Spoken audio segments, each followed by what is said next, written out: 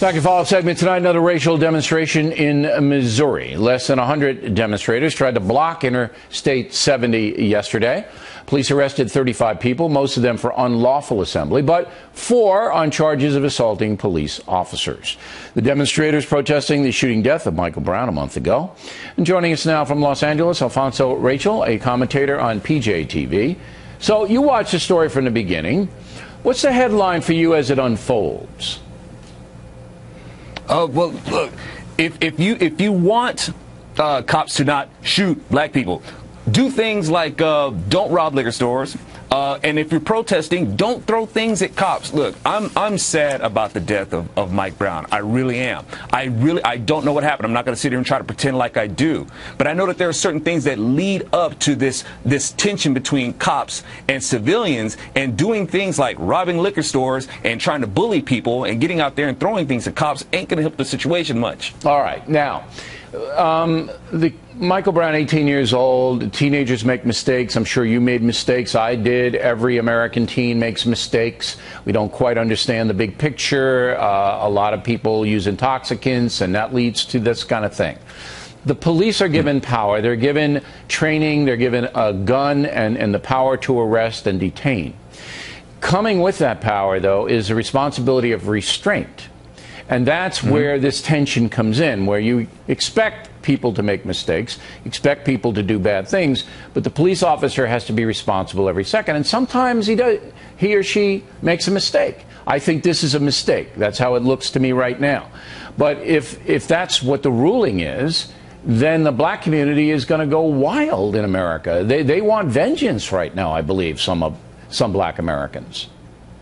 Well, that's the key, is what is it that you actually desire? Do you desire vengeance, or do you want justice? And if you're out there looking for vengeance, a lot of things are going to spill over, and it's going to make the dynamic between police and civilians even worse. We have to keep a level head. We have to do those things that don't cause people to perceive us in a way that we have to be policed so hard. Maybe another approach might be, more suitable for us. But the vengeance aspect comes from a lot of injustices that African Americans experience in their own lives. Don't you agree? That every African American has been treated poorly at one time or another, and then they don't like it. And so when they see something like this, they go, you know what? I'm not going to sit for it anymore. I'm going to go out and try to close down I-70. And that's what it's all about. Yeah, there's definitely truth that there's been a mistreatment from cops, concerning white cops and black people. That's true.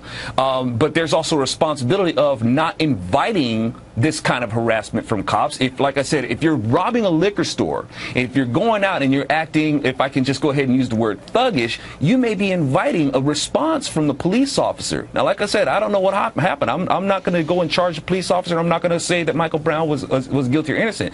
But at the same time, how about this energy being put towards taking some responsibility for our own lives, so we don't invite this kind of stigma upon ourselves? Then why then do you believe that young black men are arrested in far greater numbers than any other portion of the population? Why are young black men being arrested so much? Well, there's not just being arrested. There's a lot of things that go along with the arrested development of the black community in general, and I think a lot of that is because of there's having to stick to this paradigm of what it is to be black. Not being able to get ahead, not getting an education, not getting a good job, because if you try to do these things, you're going to be stigmatized for trying to be white. Does that still exist? Is that all over the place? If you try to fit into the conformity of the marketplace, you're stigmatized as being an Uncle Tom or something? Yes, I'm going to be stigmatized for being Uncle Tom, for being on your show. Thanks a lot, Bill Riley. Will you be? Will you get that kind of mail? Yes, absolutely. Which means I must really like you. Well, you should, because I'm looking out for all Americans. But what kind of people write you that mail? Do you know? Do you ever figure that out?